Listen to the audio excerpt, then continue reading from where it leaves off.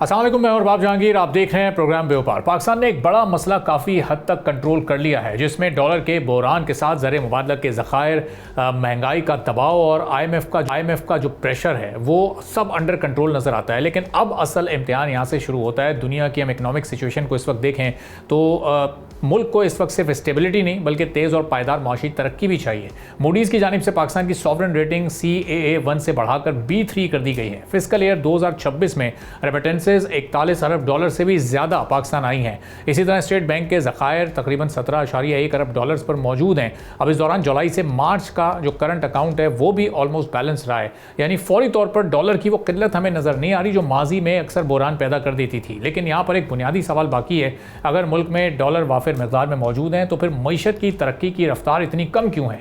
पाकिस्तानी मईशत में एक बहुत ही पुराना मसला है कि मईशत के तेज़ होने के साथ इंपोर्ट्स भी बढ़ जाती हैं, जिससे ट्रेड बैलेंस बढ़ जाता है। ऐसे में डॉलर कम पड़ जाते हैं, यूं रुपए पर दबाव आता है और फिर हुकूमत IMF के नए प्रोग्राम की राह लेती है। यानी मसला सिर्फ कम ग्रोथ का नहीं है, मसला गलत किस्म की ग्रोथ का भी है। जुलाई से मार्च फिस्कल ईयर 2026 में हुकूमत ने तकरीबन 22.7 अरब डॉलर की अशिया एक्सपोर्ट की, जबकि इंपोर्ट 50 अरब डॉलर से भी ज़्यादा बढ़ गई। तो ये फ़र्क बहुत बड़ा है।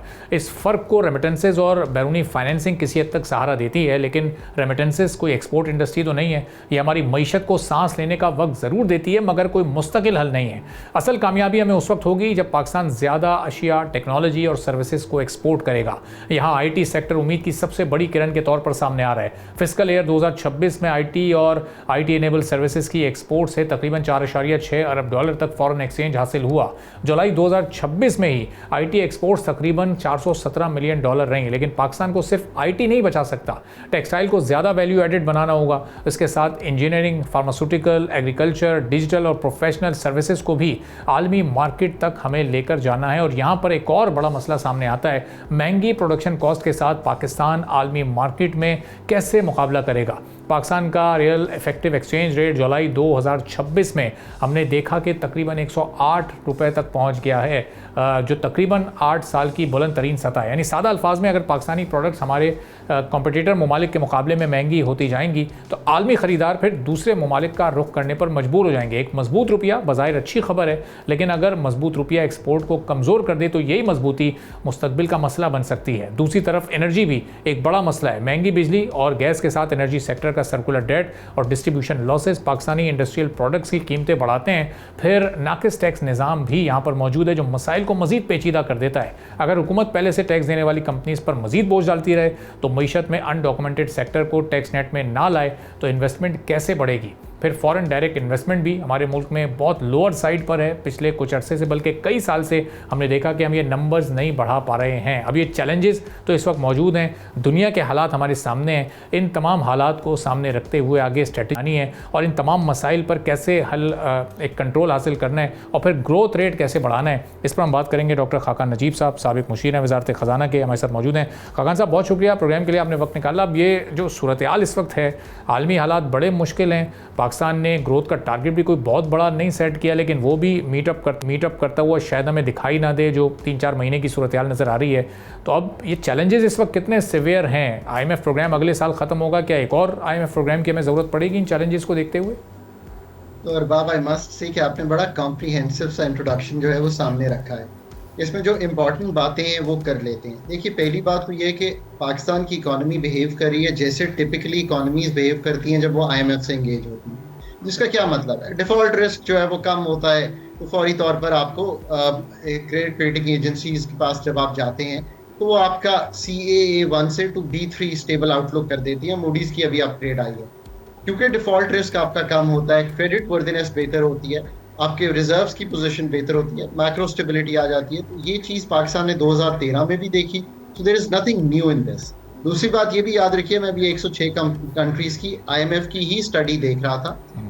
जब भी प्रोग्राम कंट्रीज में हुआ है modest improvement in sovereign credit ratings, because एक लो प्रोबेबिलिटी ऑफ डिफॉल्ट आती है वहाँ पे देखने को मिली। सो एक तो ये टिपिकल बिहेवियर है। अब इसने आपको क्या दिया? इसने आपको एक वक्त और स्पेस दिया है, एक ब्रीदिंग स्पेस दिया। मैंने एक आर्टिकल लिखा था, उसका नाम ही था डॉन अखबार में, कि वो ब्रीदिंग स्पेस देता है आपको। ब्रीदिंग स्पेस मिल गई। अब आप क्या करते हैं? अब आप इस ब्रीदिंग स्पेस को यूज करते हैं कि आप अपने जो खसारे हैं, जो आपने पहले तो टैक्सेस लगाकर, ये जो मैक्रो स्टेबिलिटी भी है ना अरबाब, ये बड़ी हार्ड वन है। 54% आपने टैक्स लगाया कॉर्पोरेट, पीआईटी को बहुत बढ़ाया, पर आपने फंडामेंटल जो टैक्सेस का निजाम था, एग्रीकल्चर इनकम टैक्स 5-10 अरब रुपया इस साल, 800 अरब के अगेंस्ट, लैंड वैल्यू टैक्सेशन, यानी कि उन चीजों पे टैक्सेशन जिनको ब्रॉडन करना था। इसी तरह आज देख लीजिए 3-4 साल से हम कोशिश कर रहे हैं, ताजिर दो स्कीम, अब एक नई स्कीम आई है। सो ब्रॉडनिंग ऑफ टैक्सेशन उस जिसे कहेंगे इम्पिटस से नहीं हम कर पाए, पर हमने जरूर टैक्सेशन की, मैन्युफैक्चरिंग पे भी की, कॉर्पोरेट इनकम टैक्स भी किया, सेल्स टैक्स भी बढ़ा, थोड़ी सी इंपोर्ट्स पिकअप की, आपने ये भी देखा। सो ये एक ओवरऑल इस वक्त टैक्सेशन का स्ट्रक्चर है। अब हमें चाहिए ये जो वक्त और स्पेस है, इसमें जो मैंने टैक्सेस आपके सामने रखे, property, land value, capital gains, इस पे एग्रीकल्चर इनकम टैक्स, और ये जो बाकी निज़ाम से हमने निकलना है और हमने डायरेक्ट टैक्सेशन में जाना है, यानी कि रिटेलर और होलसेलर पे भी इस चीज़ को हम पनपने दें। तो आप समझ सकते हैं कि आईएमएफ कैसे आपके खसारे को संभाल रहे हैं। एक्सपेंडिचर का पूरा रिफॉर्म है जो अभी भी मेरे ख्याल में पड़ा हुआ है, जिसमें बहुत हैं, क्या चीज़ें हैं, आपने वो सब्जेक्ट्स जो डिवॉल्व किए उनका एक्सपेंडिचर, इनकम सपोर्ट का एक्सपेंडिचर, पावर सब्सिडीज का एक्सपेंडिचर, ये सारा आपने निकालना है वफाक से।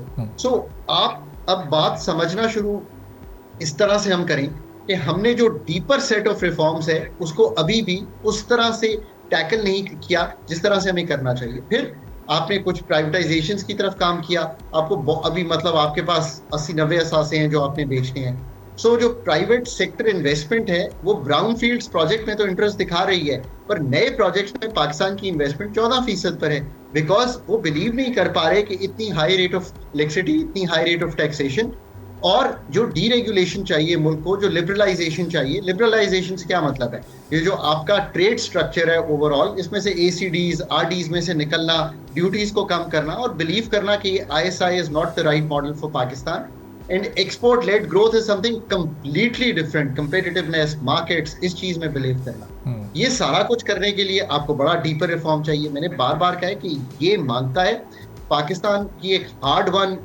मैक्रो स्टेबिलिटी है, बट जब मैं देखता हूँ स्ट्रक्चरल वल्नरेबिलिटीज वो वहीं खड़ी हैं, प्रोडक्टिविटी की वल्नरेबिलिटीज, एग्रीकल्चर में 1/3 या आधी है आपकी जो 5 स्टेबल क्रॉप्स की प्रोडक्शन है, जो प्रोडक्टिविटी है कंपेयर टू द वर्ल्ड। अगर आप $4 अरब का खसारा इसमें कैरी करते रहेंगे दुनिया से, तो आप कैसे करंट अकाउंट को लॉन्गर टर्म बेसिस पे ठीक करेंगे, आप फंड के प्रोग्राम में से कैसे निकलेंगे। ये सारी वो चीजें हैं जो आपने करनी है, स्पेस मिली हुई है, टाइम है। अब अगर आप ये सारी चीजों को डिजाइन, तो फिर आप याद रखिए कि पाकिस्तान के लिए ये जो वक्त और स्पेस है ना, जब ये जाया हो जाती है और आप स्टेबिलिटी को into investment, into productivity, into exports, into jobs, into higher incomes और पॉवर्टी रिडक्शन नहीं करते, तो you are back to the cycle. अभी क्या हुआ है, मुझे एक तशवीशनाक चीज दिखाई दे रही है। जहां हमने गल्फ वॉर का देखा है fall out in terms of the oil prices, पर आप ये भी तो देखिए ना कि आपकी जो पैसा बाहर जा रहा था वो रुक गया है।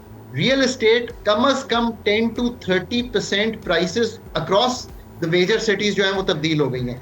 फिर मुझे वही लग रहा है कि ये प्राइसेस इंक्रीज होंगी, लोग अपनी चीजें बेचेंगे, कंजम्पशन बढ़ेगी, इंपोर्ट्स बढ़ेंगी, एक्सटर्नल डेफिसिट हिट होगा, फाइनेंसिंग प्रेशर फिर आएगा, and you will be back to stabilisation, because दोबारा इस सर्कल में फंस जाएंगे। अब इसको कंट्रोल करने के लिए प्राइवेट सेक्टर में, और आखिरी बात ये कहूंगा कि अभी भी जो एक थॉट प्रोसेस है ना, माजरत के साथ इस मुल्क का ये रहा है कि किसी तरह ये जो हमारा जिसे आप कहेंगे ना कि स्टेट है, उसने किसी तरह इंजीनियर करने हैं इकोनॉमिक आउटकम्स। वो कैसे करती है, सेक्टर्स चूज कर लिए, फर्म्स को प्रोटेक्ट कर लिया, क्रेडिट को एक तरफ डायरेक्ट कर दिया, सब्सिडीज एक तरफ दे दी, और डिसाइड किया कि इन्वेस्टमेंट फ्लो कहाँ होगा। यार this is a very archaic model, ये खत्म हो चुका है।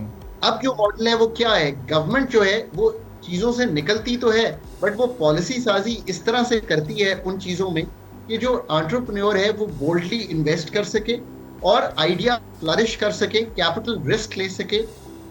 हमें बिल्कुल ही अपने थॉट प्रोसेस को तब्दील करना चाहिए। State should not be deciding what Pakistan can become, it should be setting the stage for giving freedom to discover what Pakistanis can do with Pakistan.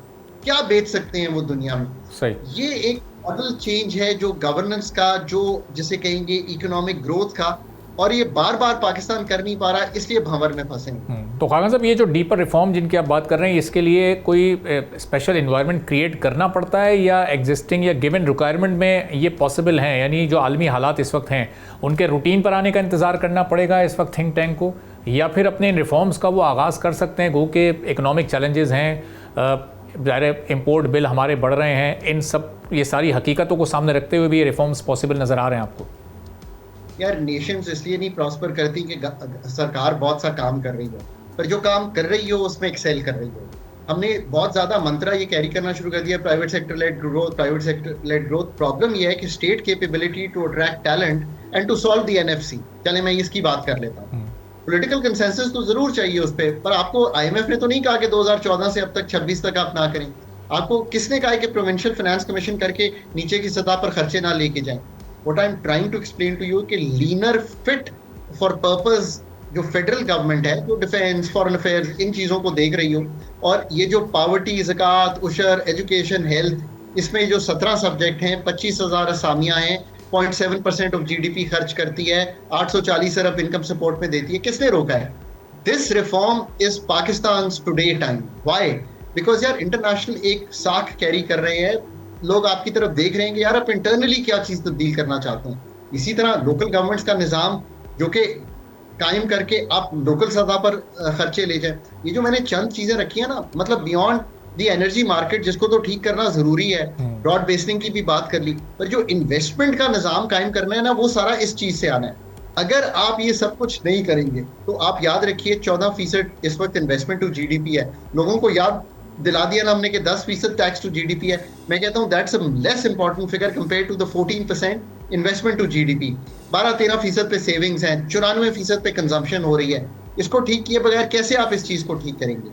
अब पाकिस्तान जहां खड़ा हुआ है, अब भी अगर इस स्टेट के ग्रोथ मॉडल को, यानी कि स्टेट रियलाइज नहीं करेगी कि ग्रोथ जो है इंजीनियर नहीं करनी बल्कि एम्बियंस क्रिएट करनी है, स्टेट ने इंटरवीन नहीं करना बल्कि डीरेगुलेट करना है, स्टेट ने लिबरलाइज करना है, टैरिफ्स को वर्क करने देना है, एक्सपोर्ट इंडस्ट्रीज को वाकई मानना है। अगर ये सब कुछ नहीं करेंगे, और ये सब करने का एक ही तरीका है, जब तक आप टैलेंटेड लोग नहीं लाएंगे फेडरल और प्रोविंशियल सतह पर जो कि इंजीनियर कर सकते हैं, ये पाकिस्तान की economic transformation from patronage, rent seeking and projects, इन 3 चीजों पे बेस है, to a model which is investment led, productivity led, state के विड्रॉल पे led, and state doing NFCs, PFCs, so that it is spending on the right places. ये पाकिस्तान 5 साल में कर ले, मैं बहुत बुलिश हूँ, ठीक हो जाएंगी चीजें। सही। और एक आखिरी सवाल खान साहब, इस पर भी ब्रीफ कमेंट कीजिएगा कि ये इन रिफॉर्म्स का नुक्ता आगाज़ क्या गवर्नमेंट के एक्सपेंडिचर कट करने से, कॉस्ट कटिंग से हो सकता है? चूँकि ये बड़ा एक आइडियल टाइम है जिस वक्त ये किफ़ायत शारी का आगाज़ किया गया, ऑस्टेरिटी मेजर्स अनाउंस किए गए, और रिसेंटली हमें कल ही ये खबर मिली कि 22 अरब रुपए का फ्री पेट्रोल पिछले 1 साल में इस्तेमाल हुआ। अब वो इलेक्ट्रिसिटी किसको कितनी, किस बीएस पर, किस ग्रेड पर कितनी अलॉट की जा रही है, उसकी भी डिटेल सामने आ रही हैं। तो ये यहाँ पर भी एक कट करके एक अच्छा मैसेज दिया जा सकता है कि ये शुरू कर रहे हैं हम एक अच्छा काम। तो हम ऑस्टेरिटी नहीं करना चाहते। अगेन अब प्रॉब्लम क्या आ रही है, जो आपने अच्छा किया ये सवाल पूछा। मैंने पहले अर्ज किया ना आपको कि प्रॉब्लम ये नहीं है कि स्टेट क्या कर रही है, स्टेट वो काम एक्सेल नहीं कर रही जो उसको करना चाहिए। आप रिक्शे पे आना चाहते हैं, आप हवाई जहाज पे आना चाहते हैं, आप सारा दिन घर में एसी चलाना चाहते हैं, आपकी मर्जी है। आपकी ये तनख्वाह है, ये मोनेटाइज्ड है। 747 जंबो जेट पे आ जाए दफ्तर, all you need to do is monetise these perks and privileges, so that जो हिडन पर्क्स एंड प्रिविलेजेस है इस पे निकल जाएंगे। ये तो एक बात है। और पूरा जो सिविल सर्विसेज रिफॉर्म है, पूरा जो पीएसडीपी की रैशनलाइजेशन है, रिस्ट्रिक्ट कर देना इस चीज को, 5 साल की कंप्लीशन पे प्रोजेक्ट्स ले जाएं। पीएसडीपी का थ्रो फॉरवर्ड डेवलपमेंट बजट का अगर 10,000 अरब है और हर साल खर्च 1,000 अरब होना है, तो मेरी मतलब आई फेल टू अंडरस्टैंड कि how is that going to happen. So ये एक बात हो गई। एनएफसी को ठीक करें, ये जो सरप्लस ले रहे हैं प्रोविंसेस से, इसमें से निकलें, ये जो ग्रांट एंड एड ली है इसमें से निकलें, ये सब चीजें जो है इनमें से निकल जाएं और इसको ठीक करना शुरू कर दें।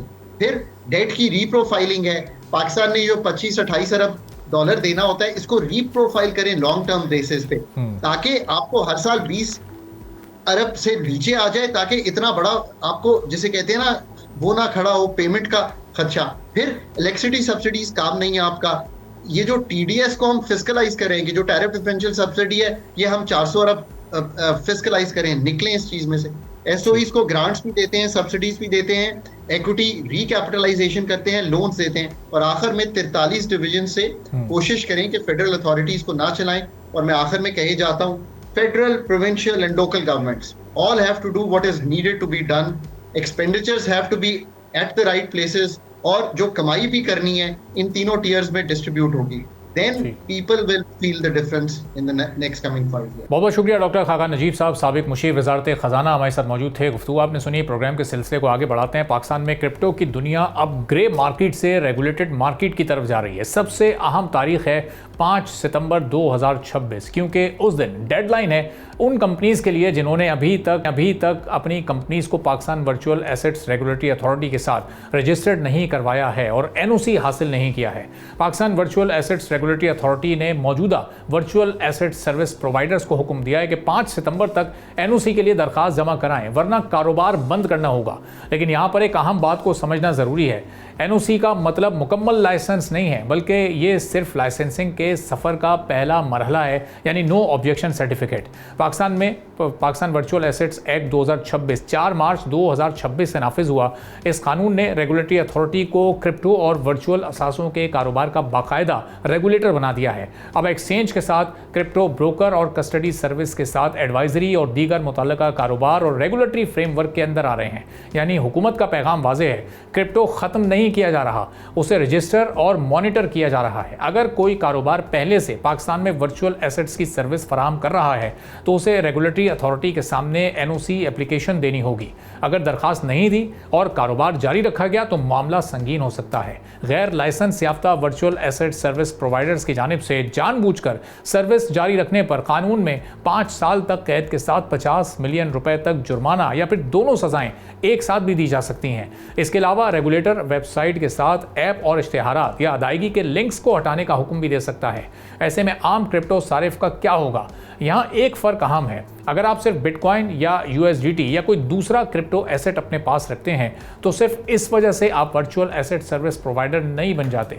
लाइसेंसिंग बुनियादी तौर पर इन कारोबारों के लिए है जो दूसरों को प्रोफेशनल बेसिस पर वर्चुअल एसेट सर्विस फराहम करते हैं, लेकिन इसका मतलब ये भी नहीं है कि आम कंज्यूमर टैक्स के साथ AML या फिर दीगर कवानीन से आज़ाद हो गए हैं। इस सिलसिले में बैंक्स के लिए भी बड़ी तब्दीली आने वाली है।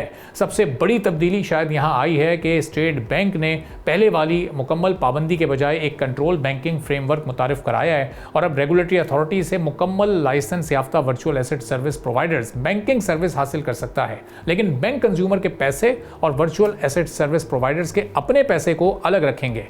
कस्टमर्स के फंड के लिए अलग PKR क्लाइंट मनी अकाउंट होंगे। बैंक्स को सार्फिन की KYC के साथ दीगर ज़रूरी मालूमात भी रिकॉर्ड में रखना होंगी। लेकिन एक बात यहाँ पर बहुत वाज़ेह है, पाकिस्तानी बैंक खुद बिटकॉइन ख़रीद फ़रोख्त या होल्ड नहीं कर सकते। यानी बैंक क्रिप्टो ट्रेडर नहीं बनेंगे, वो सिर्फ रेगुलेटेड ट्रेल फराहम करेंगे। हुकूमत ऐसा क्यों कर रही है? इसके पीछे सिर्फ क्रिप्टो को कानूनी बनाना मकसद नहीं, असल मामला है AML के साथ टैक्स डॉक्यूमेंटेशन और दीगर ज़रूरी मालूमात का रिकॉर्ड रखना। पाकिस्तान में क्रिप्टो मार्केट काफ़ी अरसे से मौजूद है, लेकिन इसका बड़ा हिस्सा इनफॉर्मल या फिर P2P चैनल्स के ज़रिए चलता है। अब हुकूमत इस सरगर्मी को डॉक्यूमेंटेड निज़ाम में लाना चाहती है। इस तरह क्रिप्टो ट्रेडिंग को एक आम ट्रेडर के लिए आसान तो बनाया जा रहा है, लेकिन सबसे बड़ा सवाल अभी मौजूद है और वो ये कि डॉलर कहाँ से आएगा। ये पाकिस्तान के लिए शायद सबसे अहम मसला है। क्रिप्टो को रेगुलेट करने से लाजमी नहीं हो जाता कि पाकिस्तानी रुपए को आज़ादाना तौर पर ऑफशोर क्रिप्टो या स्टेबल कॉइन में तब्दील किया जा सके, क्योंकि फॉरेन एक्सचेंज कवानीन अपनी जगह मौजूद हैं। इसलिए मुस्तकबिल में पाकिस्तान का क्रिप्टो मॉडल सिर्फ रेगुलेटर पर नहीं बल्कि रेगुलेटरी अथॉरिटी के साथ स्टेट बैंक और FBR के बामी ताउन पर मुनसर होगा। इसी तरह क्रिप्टो एक्सचेंजेस मौजूद होंगी, मगर प्रॉपर लाइसेंसेस के साथ। बैंक्स में क्रिप्टो एसेट्स रखे जा सकेंगे, लेकिन मॉनिटर होंगे और 5 सितंबर वो पहली बड़ी डेडलाइन है जो इस नए निज़ाम को अमली शक्ल देगी। अब असल इम्तिहान यहाँ पर रेगुलेटर का है। क्या वो हज़ारों मुमकिन ऑपरेटर्स को बेहतर तरीके से मॉनिटर और रेगुलेट करने की कैपेसिटी भी रखता है?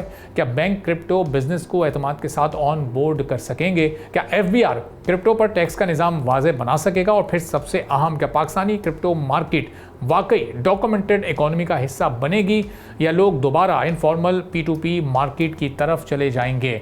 यानी सवाल ये नहीं कि क्या पाकिस्तानी क्रिप्टो खरीद सकते हैं या नहीं, सवाल यहाँ पर यह है कि वो किस रास्ते से खरीदेंगे, पैसा कहाँ से आएगा, कहाँ जाएगा और इसकी निगरानी कौन करेगा।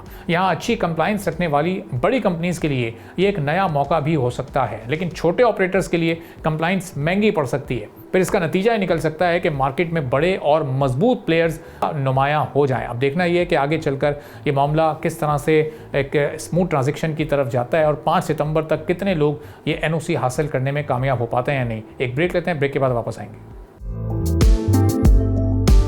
एक बार फिर आपको प्रोग्राम में खुशामदीद कहेंगे। पाकिस्तान में आमतौर पर मिनरल वाटर को हमेशा महफूज समझा जाता है और काफ़ी हद तक हकीकत भी यही है, क्योंकि माजी में ख़ासतौर पर कराची शहर में फराहम किए जाने वाले पानी के सैंपल्स में सीवरेज की गिलाजतों के साथ निगलेरिया जैसे जानलेवा वायरस की मौजूदगी कई मरतबा रिपोर्ट हो चुकी है। ताज़ा सरकारी तौर पर जारी की जाने वाली एक टेस्टिंग ने बोतलों में महफूज समझे जाने वाले पानी, जिसे आमतौर पर मिनरल वाटर हम कहते हैं, उसके कई ब्रांड्स तशवीशनाक हद तक मेयार पर पूरा नहीं उतरते, ये इस रिपोर्ट में बताया गया है। अप्रैल से जून 2026 के दौरान Pakistan council of research and water resources ने 20 शहरों से मिनरल वाटर के 230 ब्रांड्स के सैंपल्स हासिल किए और टेस्टिंग में 29 ब्रांड्स इंसानी इस्तेमाल के लिए गैर महफूज करार पाए।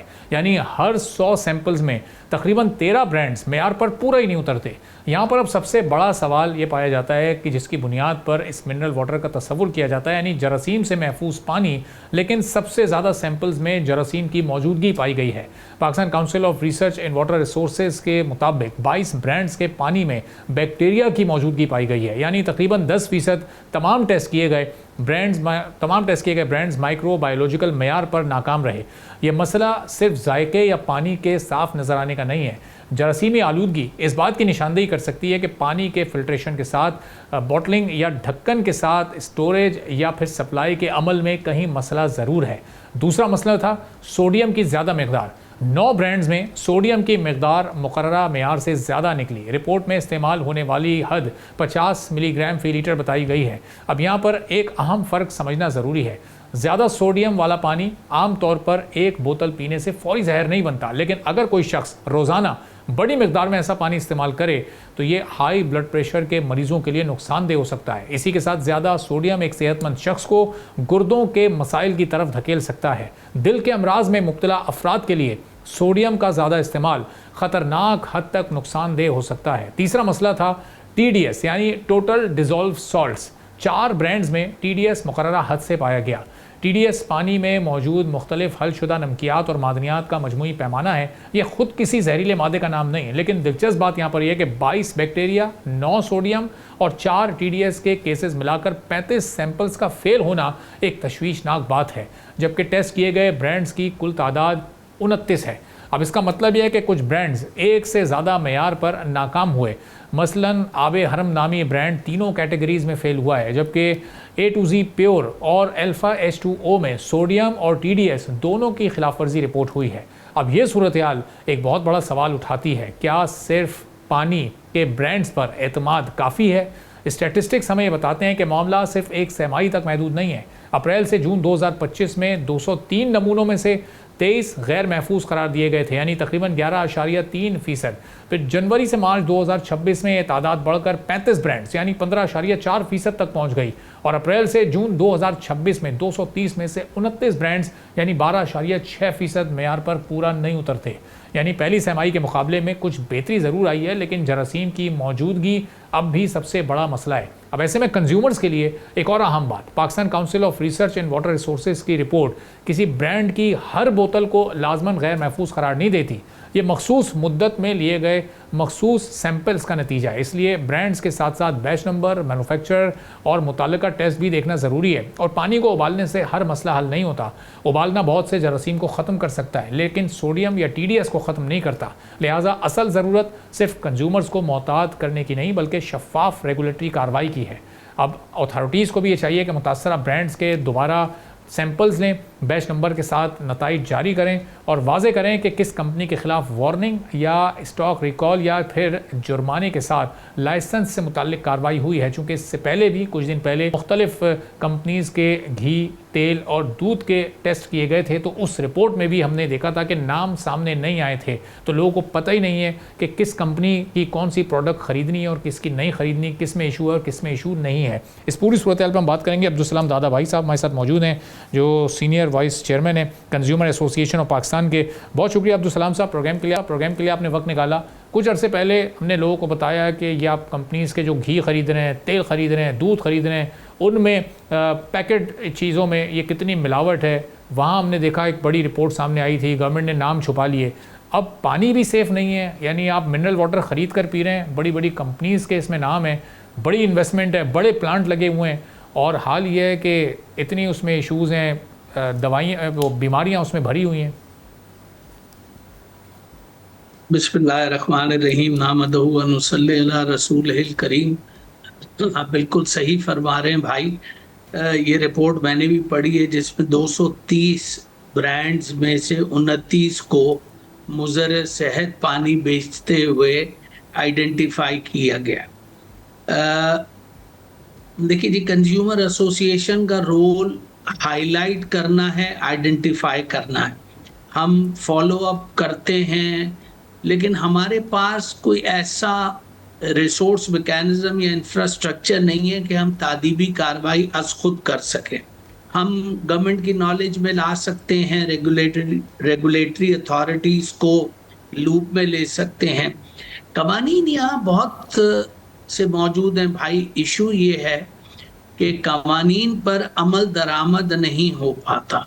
अब जिस तरह हालिया केस में ये जो 29 मुज़र सेहत सैंपल जिन कंपनीज के निकले हैं, अगर इनके लाइसेंसेस कैंसिल करके और ऐसी कार्रवाई की जाए कि इन ब्रांड्स के ओनर्स नाम बदल कर उसको दोबारा मार्केट में फ्लोट ना कर सकें, तब जाके इस चीज़ का सद्देबाब होगा। वरना तो ये है कि आज दूध की, कल घी की, परसों तेल की और उससे आगे पानी की, मसाला जात की रिपोर्टें आती रहेंगी और मामला बिजनेस एज यूजुअल चलता रहेगा। तो अब्दुल सलाम साहब, ये तो बड़ी कंपनी जो कि करोड़ों की इन्वेस्टमेंट से कायम होती हैं, पूरे वहाँ पर प्लांट्स लगते हैं, सफाई सुथराई का भी यकीनन ज़ाहिर ख्याल रखा जाता होगा, SOPs फॉलो होते होंगे। वहाँ पर ये हाल है कि 29 ब्रांड्स रिपोर्ट हुए हैं। जो गली मोहल्लों में फिल्ट्रेशन प्लांट्स लगे हुए हैं, जो बहुत छोटी सी इन्वेस्टमेंट में किसी छोटी सी दुकान में शुरू हो जाते हैं, और वहाँ पर फिर लोग धड़ाधड़ वहाँ से भर भर के पानी ले जा भी रहे होते हैं और उसको पी भी रहे होते हैं। वहाँ पर क्या हाल होता होगा? जब बड़ी कंपनीज़ में ये हाल है तो इस लोअर लेवल पर तो चेक एंड बैलेंस ही मौजूद नहीं है कोई। भाई, मैं एक चीज़ आपकी इंफॉर्मेशन में लाता चलूँ। मैंने खुद मॉडल कॉलोनी जो कि मलीर से मुतसिल है, उस इलाके में एक घर के अंदर ये बकौल साहिब मामला के रिवर्स ऑस्मोसिस का प्लांट है, फिल्ट्रेशन प्लांट है, फला है, फला है, फला है। बाकायदा मिनरल वाटर वहाँ से डिस्ट्रीब्यूट, मार्केट और बिकते हुए देखा है। मैं तो ये बात कोई 2-2.5 साल पुरानी है या 3 साल हो गए होंगे। तो ये जो आप फरमा रहे हैं, यहाँ तो 290 रिपोर्टेड ब्रांड्स है ना भाई, जो अननोन ब्रांड्स हैं, जो गली मोहल्ले में छोटे छोटे घरों में, छोटे छोटे प्लॉट्स पर जहाँ से मार्केट हो रहा है, उनका तो कोई तस्करा ही नहीं है। अब इसका तो सिंपल हल ये है कि आप इतना रेप्रिमांड न करें, आप इसको डिसकंटिन्यू कराएं, उन ओनर्स के खिलाफ क्रिमिनल चार्जेस। क्योंकि बात दरअसल ये कि दुनिया भर में जहाँ भी इंसानी जिंदगी के साथ कोई खेल रहा हो, उसको कतन स्पेयर नहीं किया जाता। हमने मुहज़्ज़िब ममालिक में देखा है कि अगर रैक पे कोई चीज़ रखी हुई है और उसके XYZ इंग्रेडिएंट्स लिखे हुए, अगर उसमें 0.1% का भी फ़र्क आ जाए तो वो ना सिर्फ मिलियंस ऑफ डॉलर्स के लीगल सूट्स और डैमेजेस फाइल होते हैं, बल्कि वो क्रिमिनल चार्जेस भी इनिशिएट करते हैं और उसको मतलब अंजाम तक पहुंचाते हैं। हमारे यहाँ ये है कि बस थोड़ा सा शोर शराबा मचता है and then life returns to normalcy and it is business as usual. अब ये इस ट्रेंड को भी तब्दील करना पड़ेगा कि कवानीन की जो अमल दरामद है उसको पाए तकमील तक पहुंचाया जाए।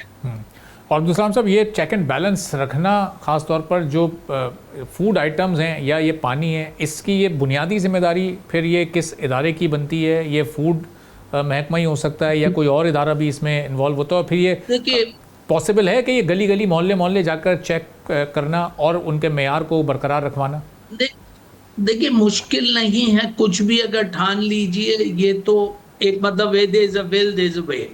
लेकिन ये जो आपने फरमाया कि किन किन इदारों का, देखिए ना, यहाँ पर कमिश्नर कराची के मातहत डिप्टी कमिश्नर्स के दफातर में assistant commissioners, SDMs, एसीएम्स, vigilance units हैं, मॉनिटरिंग यूनिट्स हैं। हम खुद उनके साथ रमज़ान में प्रॉफिटेरिंग के खिलाफ कैंपेन चलाते हैं, मुहिम चलाते हैं।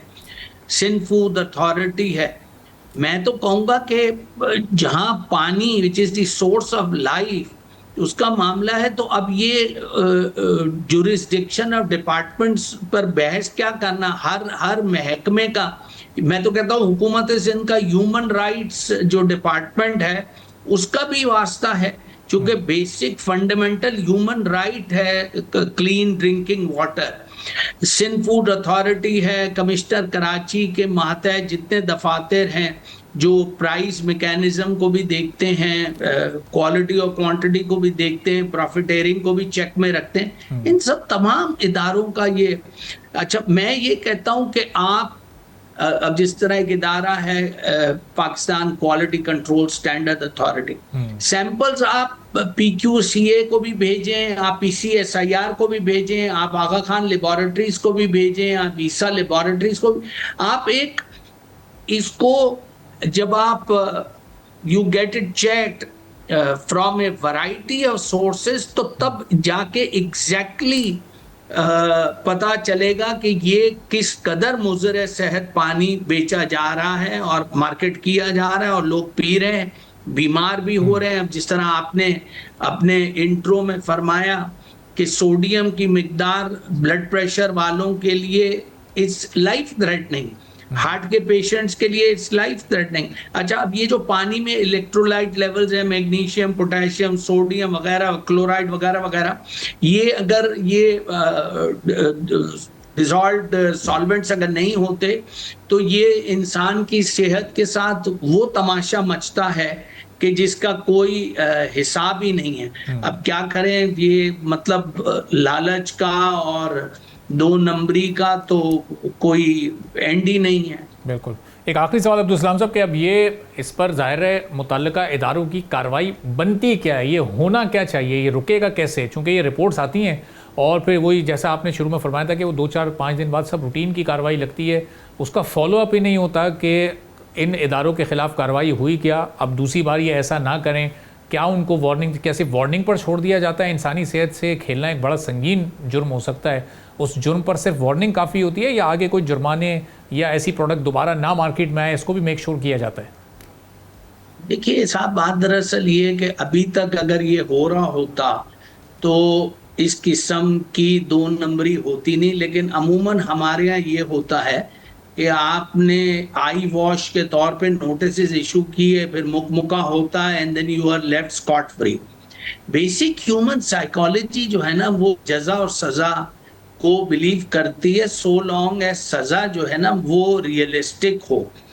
अब मैंने एट द वेरी आउटसेट ये गोश गुजार किया था आपकी खिदमत में कि अगर तो ये आई वॉश होना है तो फिर नेचुरली ये गोरख धंधा चलता रहेगा, लेकिन अगर आप आइडेंटिफाई कर चुके हैं, आप इनको जब तक शट डाउन फॉर गुड नहीं करेंगे और एक इबरतनाक मिसाल कायम नहीं करेंगे तो food, water, fruit, weights and measures यही चलता रहेगा जो चल रहा है, जो आप भी देख रहे हैं, मैं भी देख रहा हूँ, आप भी विक्टिम है, मैं भी विक्टिम हूँ, और हर कंज्यूमर, हर सारे विक्टिम है उस चीज का। ठीक है, बहुत बहुत शुक्रिया अब्दुल सलाम दादा भाई साहब, senior vice chairman consumers Pakistan, हमारे साथ मौजूद थे। गुफ्तगू आपने सुनी। इसी के साथ नाज़रीन आज के प्रोग्राम से इजाज़त दीजिए। अल्लाह हाफ़िज़। सब्सक्राइब करें और बेल दबाएं ताकि कोई खबर रह न जाए।